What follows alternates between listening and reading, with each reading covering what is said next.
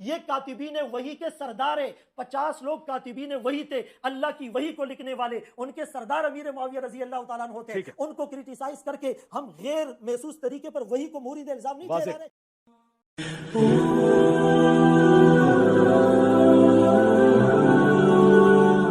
دیکھ لیں ایک شخص کو بچانے کے پیچھے، وہی مولانا صاحب والی بات ہے، ایک بندے نو بچانے پیچھے قرآن و حدیث نو انہوں نے تختہ مشق بنا دیتا ہے. یعنی میں اس سے ہٹ کے ایک چھوٹی سی مثال کہ جس طرح کے بنی اسرائیل کو بچڑے کی محبت پلا دی گئی تھی، ان کو پھر کچھ نظر نہیں آیا، ان کا پیغمبر بھی کوئی طور پہ گیا نا تو 70,000 صحابہ جو ہیں وہ مرتد ہو گئے بچڑے کو خدا بنا کے، پیغمبر کی موجودگی میں فوت نہیں ہوئے.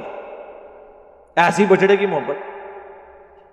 ادھر جو ہے اب یہ نہ ہو کہ جی میں نے وہ بچڑے سے کمپیئر کروا دیا، ظاہر آپ کو ایک ایگزامپل کے طور پہ ایک بات کی جاتی ہے. حضور نے بھی ایسی بات کی ہے، مسند احمد میں حدیث ہے، اللہم لا تجعل قبری وثنا یعبد، اے اللہ میری قبر کو وہ بت نہ بننے دینا کہ لوگ اس کی پوجا کریں.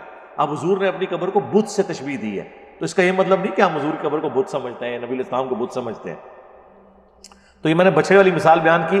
یہاں پہ بھی بنو امیہ کے چاہنے والے خام خواہ ایک بندے کے پیچھے اس طرح کی باتیں کرتے ہیں، تو یہ کرنے کی ضرورت نہیں ہے. نبی علیہ السلام مبارک زبان سے جو کچھ نکلتا تھا، جب تک کہ آپ اس کی کوئی خود سے ریمیڈی نہ فرما دیں کسی معاملے میں، آپ کو کوئی حق نہیں پہنچتا کہ آپ یہ بات کریں. اور رہ گیا جس بندے کے آپ بچانے کے لیے کر رہے ہیں اس کے بارے میں تو یہ حدیثیں جو ہیں وہ تو علامات النبوہ والے چیپٹر میں ہیں.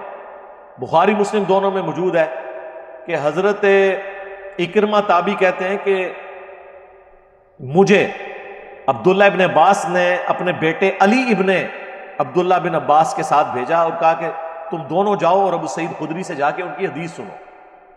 اور ہم جب ابو سعید خدری کے پاس آئے، یہ بخاری میں بھی ہے حدیث مسلم میں، تو وہ اپنے باغ کو پانی لگا رہے تھے، تو پھر ایک جگہ آ کے بیٹھ گئے اور ہم نے کہا کہ ہم آپ کے پاس آپ کی حدیث سننے آئے. تو ابو سعید خدری تو ان 7 صحابہ میں سے ہیں جنہوں نے سب سے زیادہ احادیث روایت کی ہیں.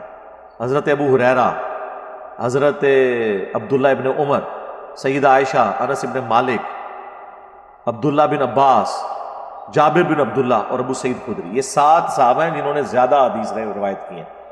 تو ان کو تو اتنی حدیثیں آتی تھی. انہوں نے کہا سنو، مسجد نبوی کی تعمیر کے موقع پر باقی اصحاب ایک ایک پتھر اٹھا کے لا رہے تھے اور حضرت عمار ابن یاسر نے 2 پتھر اٹھائے ہوئے تھے. نبی علیہ السلام نے اپنے مبارک ہاتھوں سے داڑھی سے مٹی جھاڑی اور کہا وائے عمار، تجھے ایک باغی جماعت قتل کرے گی، تو انہیں اللہ اور جنت کی طرف بلائے گا، وہ جماعت تجھے جہنم کی طرف بلا رہی ہوگی. یہ بخاری میں بھی حدیث ہے، مسلم میں بھی 2812 بخاری کی، 447 بھی بخاری میں، مسلم میں 7320 7321 7322. ام سلمہ سے روایت ہے، خود امیر شام معاویہ بن ابی سفیان سے روایت ہے، عمر بن عاص سے روایت ہے، عبداللہ بن عمر بن عاص سے روایت ہے، ابو سعید خدری نے وہ حدیث بیان کی. تو اب یہی وہ حدیثیں جو ان کو چپتی ہیں اور یہ کہتے ہیں کہ جی وہ نبی علیہ السلام مبارک زبان سے ایسے ہی نکل گیا، نعوذ باللہ. کیا آپ کو ملنا ہے میرے بھائی؟ اللہ کے نبی پہ آپ ایمان لے کر آئے ہیں، تو آپ خام خواہ شیعہ کی ٹسل کے اندر آ کے ان تعلیمات کو تو نہ اس طرح ٹھکرانے کی کوشش کریں. ہم تو آپ کو صرف سمجھا سکتے ہیں. تو میں نے اس کے اوپر بہت پہلے یہ گفتگو کر دی تھی کہ یہ وہ حدیثیں ہیں جو صحابہ کرام بیان کیا کرتے تھے. تو یہ تو کسی کا عقیدہ نہیں ہے.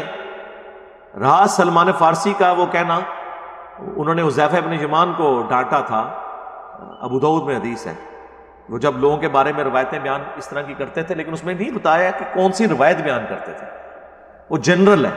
تو انہوں نے کہا نبی علیہ السلام بعض اوقات کسی کو غصے کی حالت میں کبھی ڈانٹ دیتے تھے، تو تم اس طرح کی باتیں نہ کیا کرو، لوگوں کے دلوں میں ایسی بات ہے. وہ تو بات بالکل ٹھیک ہے، بشری تقاضے کے طور پر نبی علیہ السلام کا کسی کو ڈانٹ دینا، آپ نے تو اپنی بیویوں کو بھی ڈانٹا ہے. ٹھیک ہے. سیدنا علی رضی اللہ تعالیٰ عنہ کی بھی ایک بات پہ نبی علیہ السلام نے ناراضگی کا اظہار فرمایا، جو صحیح بخاری میں آتا ہے. جب وہ تہجد کے وقت اٹھانے کے لیے گئے تو حضرت علی نے کہا کہ اللہ ہی ہمیں اٹھاتا ہے، اللہ ہی سلاتا ہے. تو نبی علیہ السلام وہاں سے اٹھے. اب ظاہر فرض نماز کا تو نہیں تھا، نفلی نماز تھی. نبی علیہ السلام وہاں سے جاتے ہوئے اپنے زانوں پہ ہاتھ مارا اور کہا کہ انسان بڑا جھگڑالو ہے. تو بعض اوقات نبی علیہ السلام اپنی اس چیز کا اظہار کر دیا کرتے تھے. یہ بشری تقاضے ہوتے ہیں, ٹھیک ہے. لیکن جو چیز پروفیسی کے طور پہ, پریڈکشن کے طور پہ, یا غیبی خبر کے طور پہ, پیش گوئی کے طور پہ چیزیں بیان ہوئی ہیں, ان کو تو آپ نہیں کہیں گے کہ جی وہ بھی آپ نے کسی یعنی واقعے کے اوپر آپ نے اس وقت وقتی کومنٹس کر دیے. یہ وقتی کومنٹس تو نہیں ہے کہ عمار کو باغی جماعت قتل کرے گی. عمار انہیں اللہ اور جنت کی طرف بلائے گا, وہ جماعت جہنم کی طرف بلائے گی. یہ تو آپ کے سامنے کوئی واقعہ ہوا ہی نہیں ہے. یہ تو آپ کی وفات کے 30 سال کے بعد جنگ صفین میں یہ واقعہ ہوا ہے, اور مسند احمد میں اوپر تلے احادیث ہیں.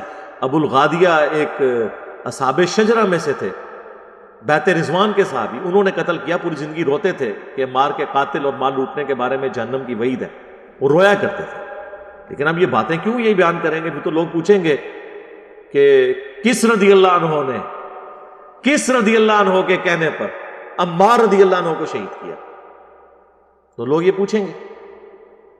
پرانے محدثین میں سے بھی ابن حجر اسقلانی نے کہا کہ نہیں, ابو الغادیہ کو فضیلت کفایت کر جائے گی مسلم شریف والی, کہ جنہوں نے درخت کے نیچے میرے ہاتھ پہ بیعت کی انشاءاللہ انہیں جہنم کی آگ نہیں چھوئے گی. تو شیخ البانی نے اس پہ سلسلہ احادیث صحیحہ میں رد کیا. انہوں نے کہا جنرل رول یہی ہے, لیکن جہاں پہ حکم خاص آ جائے وہاں عام فضیلت اٹھ جاتی ہے. حکم خاص یہی ہے کہ عمار کا قاتل اور مال لوٹنے والا جہنم کی آگ میں, لہذا اس سے باقی فضیلت اٹھ گئی.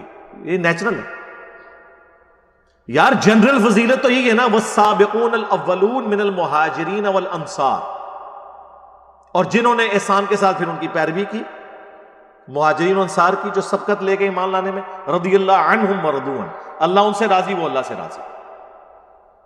لیکن یہ فضیلت عام ہے. اسپیسیفکلی اگر کوئی شخص باغی ہو گیا تو چاہے وہ سابقون الاولون میں سے تھا, وہ جہنمی ہو گیا. عبید اللہ ہجرت حبشہ میں شامل ہے. ہجرت حبشہ میں چند لوگ شامل ہیں سینئر مسلمان جو سب سے پہلے مسلمان ہوئے. صحابی ام حبیبہ ام المؤمنین, حضرت معاویہ کی بہن اور ہمارے نبی کی بیوی جو بعد میں بنی, ان کا خامن تھا. حبشہ جا کے عیسائی ہو گیا, مرتد ہو کے مر گیا. تو وہ تو سابقون الاولون میں سے تھا, وہ کیوں مرتد ہو گیا؟ مرتے دم تک ایمان پہ قائم نہیں. تو رضی اللہ عنہم وہ نہیں ہوا پھر, حالانکہ وہ سابقون الاولون میں شامل تھا. بخاری مسلم میں ایک کاتب وحی ہے جو نبی علیہ السلام سے, جس نے خود سورہ آل عمران پڑھی تھی اور آپ کی وحی لکھتا تھا, مرتد ہو گیا. آپ نے فرمایا کہ زمین اسے قبول نہیں کرے گی. لاش دفناتے تھے تو زمین باہر پھینک دیتی تھی. لوگ کہتے تھے کہ محمد کے اصحاب نے ایسا کیا. اوپنلی دفنایا گیا, پھر لاش باہر آ گئی, پھر ان کو پتہ چل گیا یہ غیبی معجزہ. ظاہر جس نے نبی علیہ السلام کی نبوت کو چیلنج کیا تو اللہ تعالیٰ اس طرح تو نہیں اس کو چھوڑے گا. لہذا یہ باتیں کرنا, تو یہ باتیں کچھ اور ہیں. جہاں پہ نبی علیہ السلام نے پروفیسیز فرمائی ہیں نا, وہ یہ والی باتیں نہیں ہیں جن کو آپ بچانے کے لیے کر رہے ہیں. جبکہ اسپیسیفکلی محدثین کے باقاعدہ پھر ان کے اوپر کامنٹس ہیں. مثلاً یہ کہتے ہیں جی وہ صحیح مسلم میں جو آپ حدیث بیان کرتے ہیں کہ حضرت معاویہ رضی اللہ تعالیٰ عنہ کو بلوانے کے لیے ابن عباس کو بھیجا اللہ کے محبوب علیہ السلام نے, کہا معاویہ کو بلاؤ, تو میں نے اس سے کچھ لکھوانا ہے. کاتب تو تھے, وہ بھی صحیح مسلم میں موجود ہے کہ ابو سفیان نے سفارش کی تھی کہ مسلمان اسلام لانے کے باوجود ہمارے ساتھ اچھا سلوک نہیں کرتے, آپ میرے بیٹے معاویہ کو اپنا کاتب رکھ لیں, تو اس کی وجہ سے لوگ ہمیں بھی رسپیکٹ دینا شروع کر دیں گے. تو اس طرح انہوں نے رکھ لیا. کاتب کے الفاظ ہیں, کاتب وہی کہ نہیں, کاتب وہی کہیں اور ہے, وہ میں بعد میں بتاتا ہوں.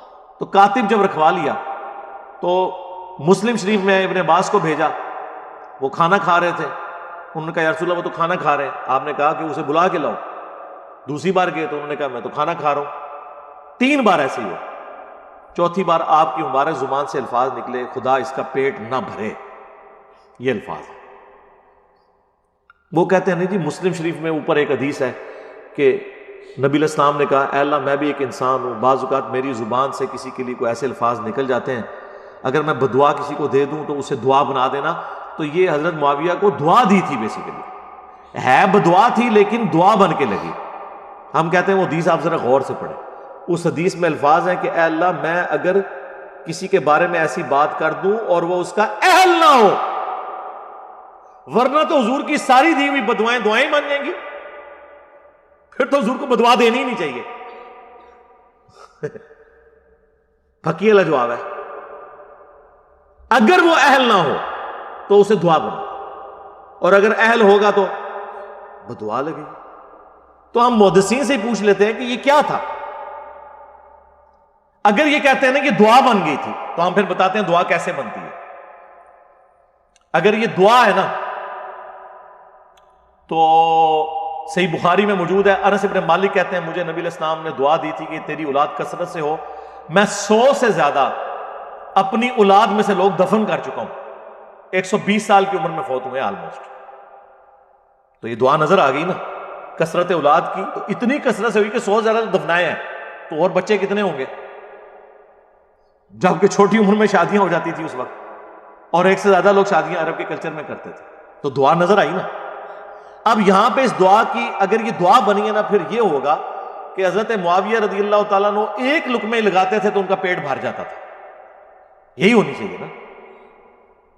یہ خدا اس کا پیٹ نہ بھرے، اس کا الٹ کیا ہوگا کہ تھوڑا سا بھی کھا لے تو اس کا پیٹ بھر جائے. یہی ہونا چاہیے نا. یہ دعا تو پھر اس سے بنے گی نا، ریورس بنتی ہے نا. کسی کا کھانے کے باوجود پیٹ نہ بھرنا یہ تو بدعا ہی ہوگی نا. وہ ریورس ہوتا ہے اس کا. دعا بن گئی تو پھر تو یہ ہوگا کہ وہ تھوڑا سا کھاتے تھے ان کا پیٹ بھر جاتا تھا. تو جناب آپ کتاب الاوائل کھول لیں، امام ابن ابی عاصم کی کتاب. یہ پہلے 300 سال میں مسلمانوں کے بڑے محدثین میں سے، اہل سنت کے ائمہ میں سے، انہوں نے باقاعدہ وہ ساری روایتیں جمع کی ہیں کہ کتاب الاوائل کہ جو جو کام پہلی دفعہ ہوا اس میں انہوں نے یہ بات بھی نقل کی کہ اس امت میں سب سے پہلے جس نے بیٹھ کے خطبہ شروع کیا وہ حضرت معاویہ رضی اللہ تعالیٰ عنہ تھے، کیونکہ ان کا پیٹ بھر چکا تھا چربی کی وجہ سے. اور یہ روایت المصنف ابن ابی شیبہ میں بھی موجود ہے. تو پریکٹیکلی ان کا پیٹ بڑا ہو گیا تھا، وہ کھڑے ہو کے خطبہ نہیں دے سکتے تھے. کھڑے ہو کے خطبہ دینا سنت ہے، جو ان کو بیٹھ کے ممبر پہ خطبہ دینا پڑتا تھا. تو آپ کیا سمجھتے ہیں یہ دعا اسی طریقے سے لگی ہوئی ہے؟ اور پھر یہی حدیث دلائل النبوہ میں ہے، امام بیہقی کی کتاب میں. امام بیہقی نے ایک کتاب لکھی ہے 3500 احادیث پہ مشتمل، دلائل النبوہ. اس کتاب کے اندر انہوں نے نبی علیہ السلام کی غیبی خبریں نقل کی ہیں کہ آپ علیہ السلام نے کوئی پریڈکشن کی اور وہ اسی طریقے سے منوان پوری ہوئی. اس میں وہ لے کر آئے ہیں اس روایت کو کہ ابن عباس رضی اللہ تعالیٰ عنہ کو نبی علیہ السلام نے حضرت معاویہ کو بلانے کے لیے بھیجا. 3 دفعہ نہیں آئے تو 4تھی دفعہ یہ الفاظ نکلے. اور آگے راوی کے الفاظ ہیں کہ نبی علیہ السلام کی یہ دی ہوئی بد دعا، یا آپ اسے دعا کہہ لیں یا دعائے ضرر کہہ لیں، پوری ہوئی اور پوری زندگی حضرت معاویہ کا پیٹ نہیں بھرا. یہ الفاظ ہیں دلائل النبوہ میں. تو محدثین تو اسے ادھر موجود ہے کانا یکتب الوحی، وہ وحی لکھا کرتے تھے. یہ روایت کانا یکتب الوحی مسلم میں نہیں ہے، دلائل النبوہ میں، اور وہاں سے بھی آدھی پیش کرتے ہیں کیونکہ آگے تو یہ الفاظ لکھے. تو میں نے تو کربلا والے ریسرچ پیپر میں ساری روایتیں ڈالی ہوئی ہیں. تو یہ بیان کریں پھر پوری روایت آگے کیا لکھا ہوا ہے.